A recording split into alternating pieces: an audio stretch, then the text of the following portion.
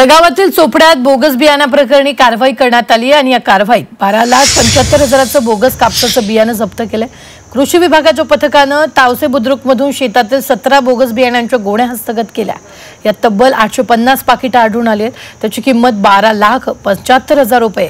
सदर कारवाईनंतर गुन्हा दाखल करण्यात आलाय। तर कृषी विभागाची 8 दिवसात ही दुसरी मोठी कारवाई आहे। तसंच बियाणे विकत घेताना काळजी घेण्याचं आवाहन शेतकऱ्यांना करण्यात आलंय। त्यामध्ये कंपनीचं नाव नाही, कुठे जो बियाणे कायद्यानुसार आवश्यक उल्लेख असतो तो दिलेला नाही आणि एकंदरीत हे विनापरवाना बेकायदेशीररित्या लपवून ठेवलेलं आणि शेतकऱ्यांना फसवणूक करण्यासाठी आणलेलं हे बियाणं होतं। त्यामुळे आम्ही स्थानिकरित्या पंचनामा करून त्याचे नमुने काढून हे संपूर्ण बियाणे जप्त केलं आहे आणि पुढील कारवाई पोलीस स्टेशनला फिर्याद नोंदवण्याची कारवाई चालू आहे। काय शेत मालकाचे नाव काय बरं?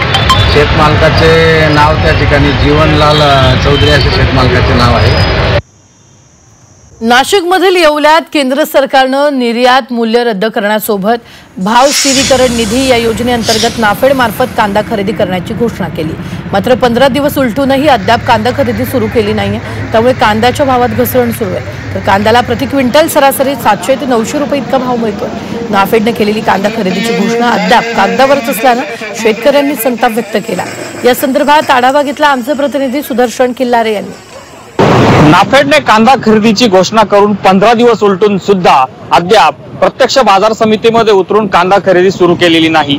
त्यात निर्यात मूल्य शून्य करून देखील कांद्याचे दर हे सातत्याने पडत आहेत। मला सांगा, नाफेडने 15 दिवसापूर्वी कांदा खरेदीची घोषणा सुरू केली होती, मात्र प्रत्यक्ष अद्यापही बाजारात ही कांदा खरेदी सुरू झाली नाही, काय सांगाल? नाही, नाफेडने काय करतंय, नाफेड फक्त एक ढोंगग्रस्त आहे की गेल्या कित्येक दिवसापासून आम्ही नाफेड आणि एनसीसीएफच्या विरोधामध्ये काही कारवाई म्हणजे त्यांच्या ज्या प्रोड्युसर कंपन्यांच्या माध्यमातून आम्ही घोटाळा ओपन केला, त्या प्रोड्युसर कंपन्यांनी घोटाळा केला। आम्ही त्यांना सांगितलं की ह्या प्रोड्युसर कंपनी असेल किंवा सहकार संस्था असेल, या दोन्हींना तुम्ही खरेदी करायला नका लावू। तुम्ही प्रत्यक्ष मार्केटमध्ये उतरून व्यापाऱ्यांसोबत कॉम्पिटिशन करून शेतकऱ्यांच्या समक्ष खरेदी करावं, कारण जेणेकरून ती कॉम्पिटिशन झाल्याच्या नंतर त्या शेतकऱ्यांना त्याचा फायदा होऊन त्या शेतकऱ्यांना 2 पैसे भेटतील। आणि जर नाफेडनी जर आता स्वतः खरेदी करण्याचा प्रयत्न जर केला नाही किंवा खरेदी केला नाही, येणाऱ्या 8 ते 10 दिवसामध्ये जर स्वतः मार्केटमध्ये उतरून खरेदी केली नाही, तर आम्ही स्वतः शेतकरी प्रतिनिधी म्हणून आणि आमच्या संघटनेच्या माध्यमातून एक जन आंदोलन उभं करून नाफेडला आम्ही एक मोठं आंदोलन नाफेडच्या विरोधात मोठं आंदोलन उभं करू। Sudarshan Killare, Zee Media, Yeola, Nashik. यवतमाळमध्ये खतांच्या लिंकिंग विरोधात कृषी विक्रेत्यांनी एल्गार केलाय। शेतकऱ्यांना गरज नसताना कृषी विक्रेत्यांकडून लिंकिंगची खतं माती मारून घ्यावी लागत होती। आता कृषी विक्रेत्यांच्या संघटनेचं ज्या रासायनिक खतांच्या कंपन्या लिंकिंग करून खत विक्री करतील ते खत खरेदी न करण्याचा निर्णय कायम ठेवलाय। याबाबत कृषी केंद्र विक्रेत्याशी बातचीत केली आमचे प्रतिनिधी श्रीकांत राऊत यांनी।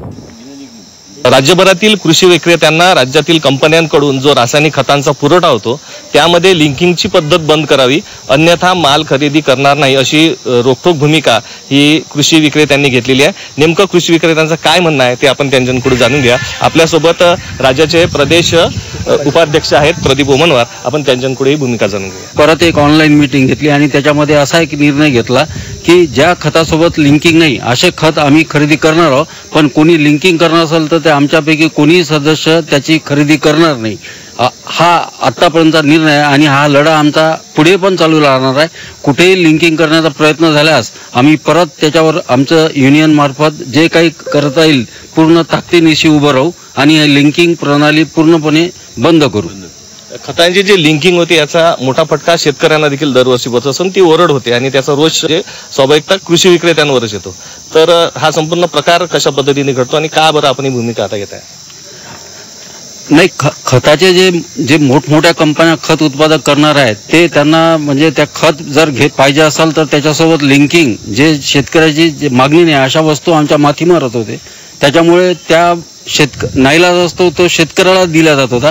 त्याचा रोष हा शेवटचं टोक असल्यामुळे कृषी केंद्र संचालकावर येत होता। या सर्व याच्यात मग कधी कधी शेतकरी तो लिंकिंगचा माल घेतही नव्हता आणि तो पर्यायानं त्या निविष्ठा कृषी विक्रेता जो आहे त्याच्यावर तो म्हणजे भुर्दंड असह्य होत होता। त्याच्यातून हे संपाचं धोरण आम्ही अवलंबलं। श्रीकांत राऊत, झी मीडिया, यवतमाळ। आहे